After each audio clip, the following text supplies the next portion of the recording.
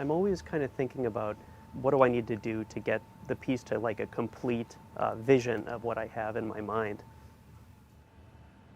I'm always pursuing something that I'm able to reach. I think about at every stage, what do I need to do to get to that point?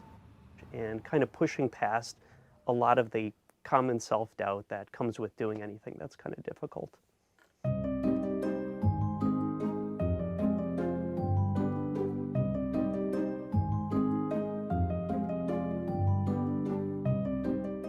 My paintings tend to be mainly portraits and landscapes and architecture. I'm always trying to challenge myself and try something a little bit different or new. Applying some lesson that I learned in a previous piece of art or something like that, and not just trying to take shortcuts. A lot of my work kind of draws inspiration from my immediate surroundings. I find that wherever you look, you can find something that's worth painting, something that's beautiful. I feel like every piece that I complete kind of helps me get closer to understanding where I come from.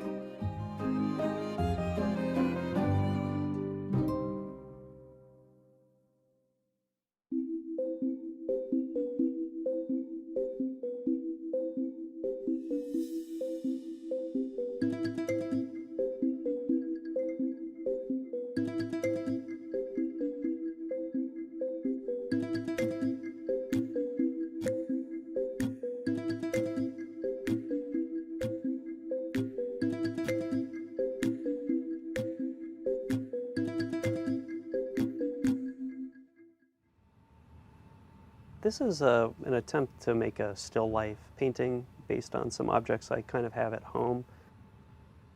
I've set up my reference so that it actually is literally framed by the frame that I intend on using for the final piece. So it makes it very easy to kind of understand the composition of the picture and make sure that it's going to be something that I'm satisfied by the end of it. I was born and raised in Milwaukee, and I've always been interested in art. At some point, I kind of took a detour in my career, and I taught English in Spain for a couple of years. While I was there, I really connected with the sort of classical and traditional arts culture over there. I noticed a trend in a lot of the masterworks that I saw, where a lot of these artists were drawing inspiration from their immediate surroundings.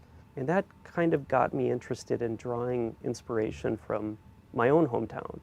My style is really derived from my admiration of other artists. The artwork that I find most effective articulates something that's kind of elusive. Probably one of my favorite pieces of art, which is called The Song of the Lark, and it's by Jules Breton. It's in the Chicago Institute of Art. It's such a gorgeous combination of figuration and landscape and storytelling that it just draws me right in. And I feel like that's something that I want to really aspire to. That's what I continue to chase. There's this kind of saying in the art community that your personal style consists of the mistakes you make while trying to imitate your master. And that kind of applies to me because I'm often trying to experiment with different methods of painting and styles of painting. This is actually my most recently completed oil painting. This is kind of an experiment because it's using a different style than I've ever attempted before. It's a divisionist style. It's kind of like a pointillism, but with oil paint. I wanted to represent a major landmark in Milwaukee, but try it in this kind of style and color palette. I found the frame and I felt that this kind of painting really suited it. I felt like I really wanted to attempt that. And while I still have some issues, I think, with how it turned out, I think it's one of my stronger pieces overall.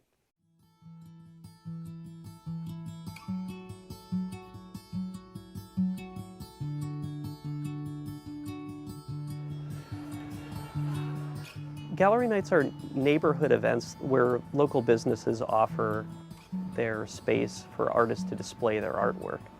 Gallery nights are really, really good opportunities for artists of every level to share their art with other people. It's a way for an artist to connect with their community and get feedback on their work. And in general, I think it's just a very impressive thing to see how Milwaukee supports its art community.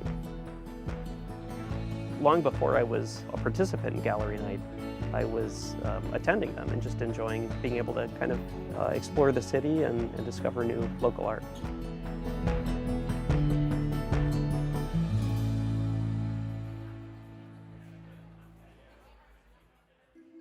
Thanks for watching the Arts Page. Please like, subscribe, and turn on notifications for more stories of art in our community.